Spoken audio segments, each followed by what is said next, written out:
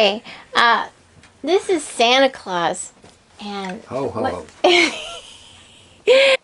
We're gonna read The Night Before Christmas to Lily, who's Cupid.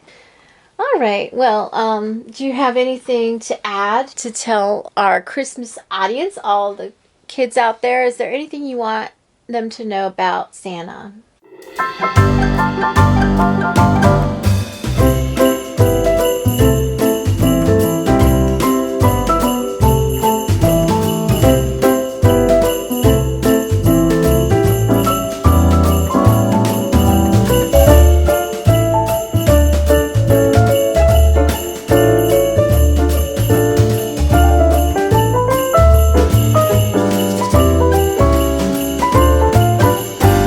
Have anything to add to tell our Christmas audience, all the kids out there? Is there anything you want them to know about Santa that we haven't said right now yet?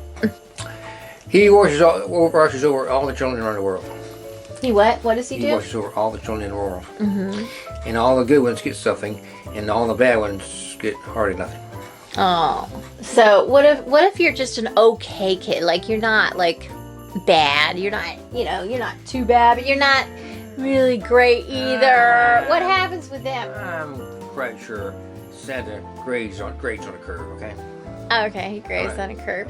Is it really true that he puts coal in some of the bad kids' stockings? What the old saying says. The old saying says that. They put the coal in the stockings. You do that to a child, Dean? I mean, Santa? You can't, right? You just won't give them, you give the really good ones extra, right? But the kids that haven't behaved, they just don't get as much, right? Right. I mean, he's gonna put something okay in your stocking, but if you want the good stuff, you gotta be a good kid. What is being a good kid, Santa? What is that? What does that mean? Listen to Mom and Pa and try and do what they tell you to do. And try to be a good person. Yeah, just no matter how old you are. Right, just trying to do the best you can, and as I know when you're a kid, you have limitations. You can't do anything and everything you want, and that can be frustrating. I mean, we were both kids once, and believe me, we know how frustrating that was. But you're gonna grow up one day, and you're gonna have all the freedom in the world when you do. And believe me, it happens really fast too. You grow up really fast, and then you look back and you miss your youth and your childhood. Granny Lynn said a very profound statement. Mm-hmm. She said, "The older you get, the faster time moves." Mm-hmm. Yeah. So when I was in school, I got out of school on the last day of May. Okay, and I had until August to go back to school. Like it lasted forever. All right, watch your language. Watch your language, Santa. Okay, this is a family channel. That holiday vacation seemed like it lasted forever. Now, 8 weeks is like boom. You don't even miss it. Just. I know. And I know as a kid, you think everything goes so slowly. And yeah, as a kid, I felt like everything was in slow motion. Why? You know why? Why? Because your brain is trying to work at warp speed.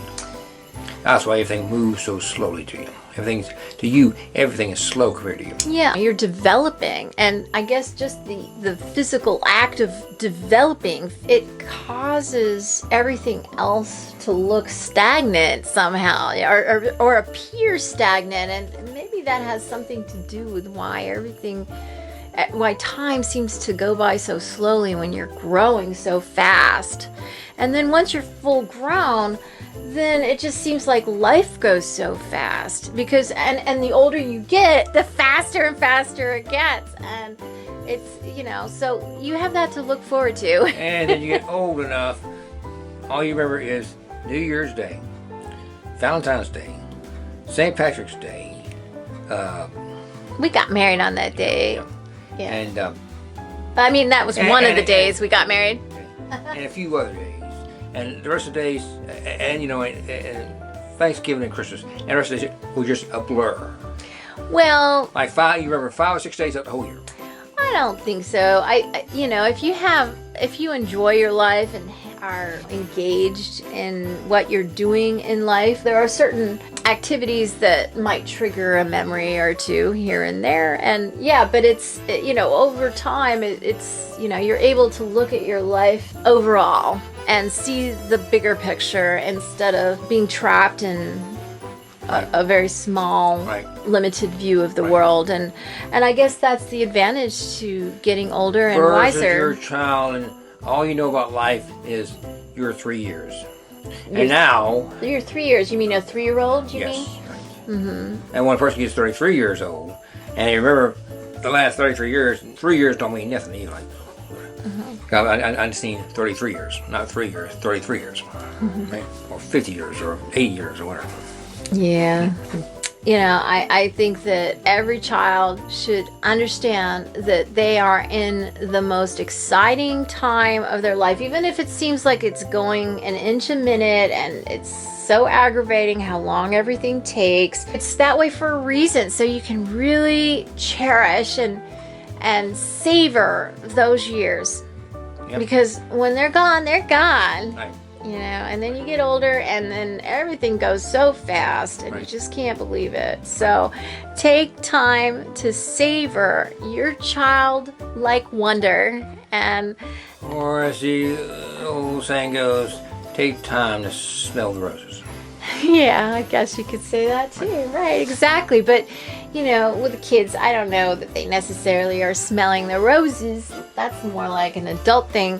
But you know, just realize that you will never have this time back, and it will be a great memory one day, and hopefully you'll take your childhood with you into your adulthood and be a very youthful person. Yes. Especially girls.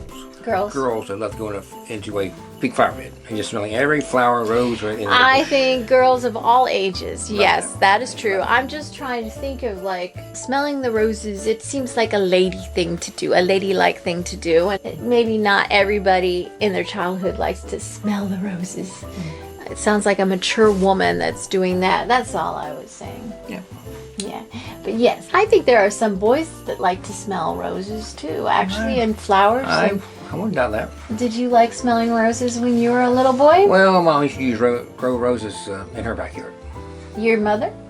She grows... wait, your current backyard? Mom's backyard. Right. Santa's mother lives down the street. Santa moved to that house when you were how old? 1 year old and change. Little over 1 year old. Yep. And what was the year? July 5th, 1962. Long time ago. It was before I was even born. That was the day after JFK gave his 4th of July speech. Do you know who JFK is? John F. John F. Kennedy. He was a president of the United States in the 1960s. Well, only in the 1960s or end of the 50s too? No, he got into politics when he got out of the Navy in 1948. Right, but he was president. What year did he win? 1961 to 63. Okay, so it was the early 60s that he was president. And oh, by the way, he's one of my DNA fathers. I know. Do you know what DNA is? It's the structure, the cellular structure that everyone inherits from their parents. And you can grow up in a family and your mother and father may not be the two people whose cellular structures came together to form you. When you grow up in a family, the mother and the father who you grow up with, they're your real mother and father. They're all you know. Right. But there's another mother and father possibly. Right. When you have a different, well, if you have a different DNA father or a different DNA mother, you have another mother and father, but you don't know them necessarily, and you don't grow up with them necessarily. So they're not, they're not really your mother and father that way. Here's the thing. Mm-hmm. You can be a kid, and you look around the entire house, and all the kinfolk you know, and you don't look like anybody. And you say, I had to, but so somebody in the family had. Watch your language, Santa. And they have a a photo album that goes way, way, way, way, way back, and say, "Come look at this. This is your Aunt Susie. Look, you look just like Aunt Susie." Yeah, that's the way it works in families, you know. And one day you'll study genetics in school, possibly, and it's a part of biology, and it's very fascinating when you're a baby and you're born with certain features, where those features came from. Right. They come from your DNA parents. Right. You know, you might have been raised by different parents, and they're the only parents you know, but there's another set of parents who created you Right. and gave you the color of your eyes, Right. gave you the Right. color of your skin, Right. gave you the way you think, your brain, you know, the way it is, And your attitude. your talents, and And your attitude. your attitude's true, yes. And a lot of things that make up who you are. Yes, the parents you grew up with help mold you socially, Right. but biologically speaking, your parents are your DNA parents. And sometimes the parents you grew up with are your DNA parents too. So then you just have one set of parents. Right. Yeah. Right. But there are a lot of people who have different sets of parents. And it's complicated. I don't want to get too complicated. Oh, But have you seen the church over there by the old gas station on Dean's Bridge and Locker Road? what, a gas station you said? What? It's up from the gas station. On What the is right-hand it? side. What is it's it? a church. A church? Uh-huh. There at the church, they have a St. Nicholas Hall. St. Nicholas what? Hall. Hall? Hall? H-A-L-L? Right. Oh, okay. So St. Nicholas is in a lot of places. Yeah. I don't know if it's the same St. Nicholas, but it might as well be. Yeah. Yeah. Well, I guess we've said all we want to say, have we? Yes. All right, Santa. Well, y'all have a good night. Yeah, and And all you children be good. yeah, make sure that you don't give your parents any trouble. And, you know, if something bothers you, talk to your parents about it. Talk to your mom, talk to your dad, or talk to whoever. Or talk to grandma. Yeah, grandma or grandpa. Right. Or maybe you have an older brother or sister who can Because help. Sometimes older people understand stuff better.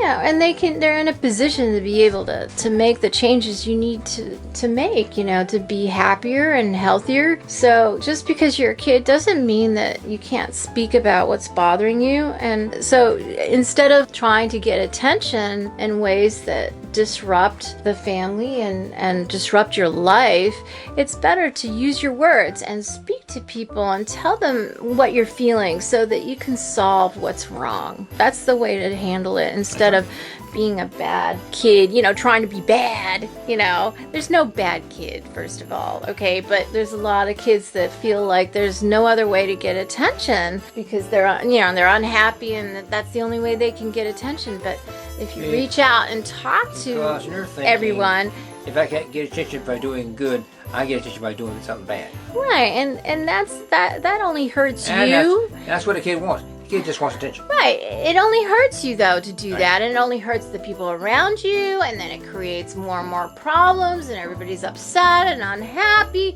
It's much easier. And it's much easier to just try and talk it out with the people that are hurting you or aren't understanding what you need. And if those people don't listen or they can't help you for some reason, there are other adults that are willing to listen and help Talk you. to grandma and grandpa. Right. Or, you know, talk to your teacher at school. Oh, talk to your preacher. Right. Or, you know, whatever adult is in a position to help you, you know, you shouldn't be afraid to talk to anyone. Talking and communicating is a very healthy thing. Yep, right. And you shouldn't be afraid to talk to people who might be able to make things better. That's right. If there's a problem, that is, you know. That's right. All right. And even if there's not a problem, it's great to talk, isn't it? Exactly. Right. It's really enjoyable. It's a very good skill to develop as soon as you can, you know, because it'll help you when you get older and become an adult. It'll help you approach people and Claire, listen to people. If you're a child and you talk to an older person for something you're worried about, okay? And then when a child speaks to an older person, a child is the nearest thing we have to angels on earth. And they know those words came out the mouth of my grandchild, but it came from the mouth of an angel. You know, angels work through you. They do. They really do. That's what Santa's trying to explain. You're very special. Do you know, I think angels have a more difficult time talking through adults. Children are receptive to angels in a way adults aren't sometimes. Fair. Prime example. There's a home. There's a mom. There's a dad. Kids, dogs, cats, aardvarks, pigs, whatever in the house. Okay. And everybody's sleeping like bears. And the dog smells smoke. And he starts barking and nipping at Dad's feet and waking him up, and Mom barking and nipping at Mom's feet, and going and barking at the kid and get up, so they could all. And so because of him or her, they all get out of the house. They didn't burn up. They didn't die from being so too much smoke in. They ran out of the house and they lived. All because their little doggy bit Daddy's feet, Mom's feet, and ran and barked and woke you up. They get out of here. Yeah, animals can be heroes. They really can. No, they could be angels. Yeah, angels. Angels are heroes, and humans can be heroes, and animals can be heroes. Yes. All right.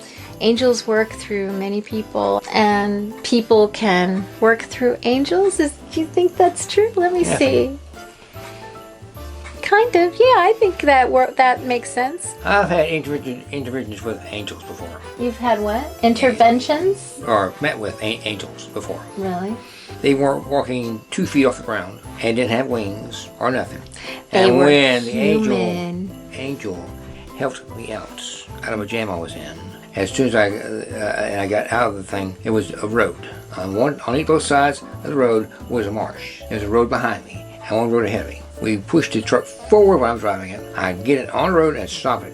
The guy who helped Dad push the truck, gone. He didn't go in front of me. He didn't go behind me. Yeah, sometimes angels can show up as people in your life, and they can really help out a lot when you really need help. So and as soon as they do what they need to help you out, they just disappear. Sometimes, yeah. Because they're done. Sometimes they can be a really good friend that you've known your whole life, and you didn't know they were an angel. That can happen, you know.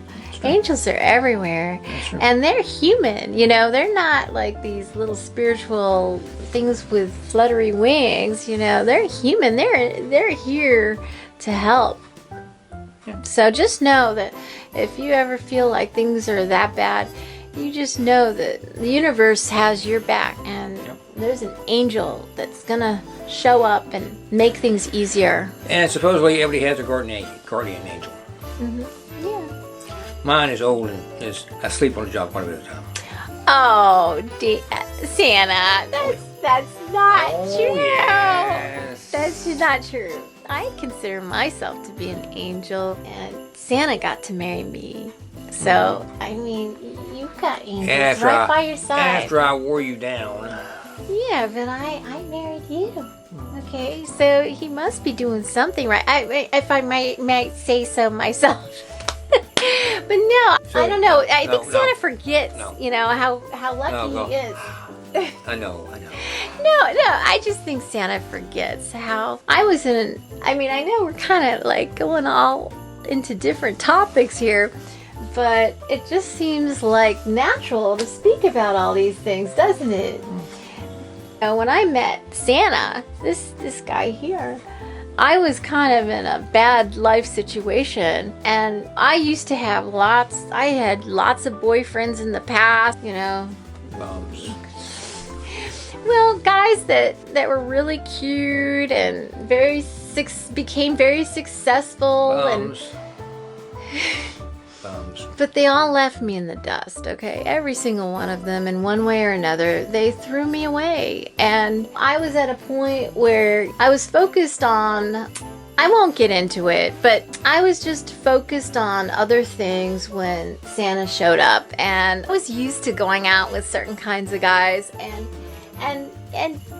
Santa was a different kind of guy. I had never gone out with a guy like that. And I just kind of assumed that we were gonna be friends, if anything, you know. And if I hadn't been in my life, that difficult life situation, I don't know that I would have been available to be with Santa and get to know him as well as I did. And once I got to know this man, I couldn't help but love him. We got you at got you at the crazy house. moved here. Yeah, we don't want to get too into details here because it's Not good. but I was living in a situation with people who Mental patient. yeah, and I didn't belong there, okay? And I wasn't. You were the last sane person at the asylum. And I didn't know I could live anywhere else. And it wasn't until I mentioned that I had a friend who had a house and he wanted me to move in as his roommate, but I didn't think I could. Then I found out that I could, and they made arrangements because I was, I don't want to get into details right now, but another time.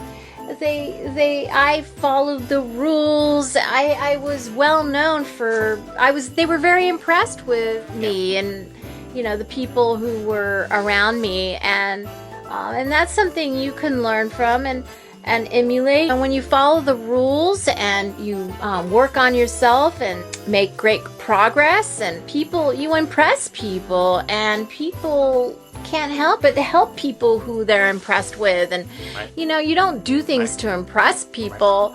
You do things to better yourself and to better the people around you, and that naturally impresses people.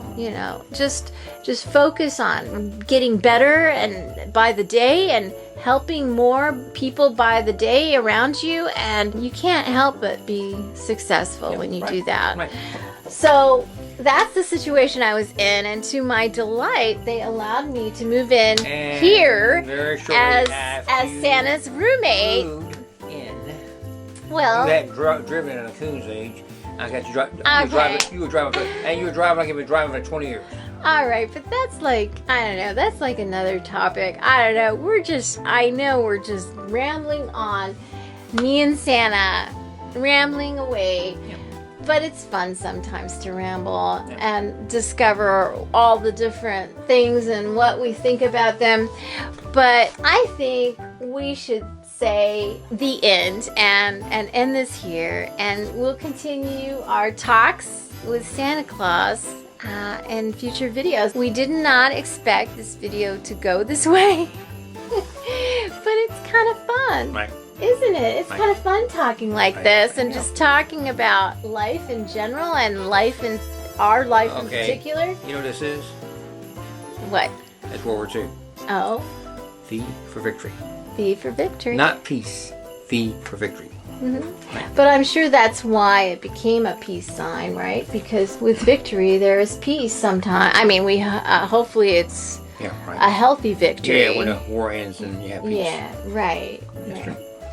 All right. Well, this is day 1 of Vlogmas, and we look forward to seeing you tomorrow. We've never done a video every day, but we're gonna do that. Okay. And, I'm gonna do that. Santa I'll help. is gonna accompany me on the videos. Right. Because he's Santa. I can't do this without Santa. I married Santa Claus. Right. That's right. So I guess that makes me Mrs. Claus. Yep. Have a good one. Bye-bye. Make sure you subscribe if you haven't subscribed already. And give us a thumbs up if you liked. I hope you liked this. Let us know what you want Santa to talk about next. We'll talk about it and discuss it. Where the thumbs up came from, right? Where did the thumbs up come from, Santa? It was from World War One. Mm-hmm. And when He your knows job, stuff like this. when your job was to grab the prop of the propeller on the plane, and you yanked it down and the engine started, you backed off so the blade wouldn't hit you. And so when you cleared it properly, you gave a thumbs up. The pilot knew you were clear of the prop. Okay, that's very interesting. Okay. Yeah, he knows a lot of little historical details that he talks about every so often. Yeah. Yeah. Okay, we'll see you later. Good night. Be good. And sleep tight. Bye night.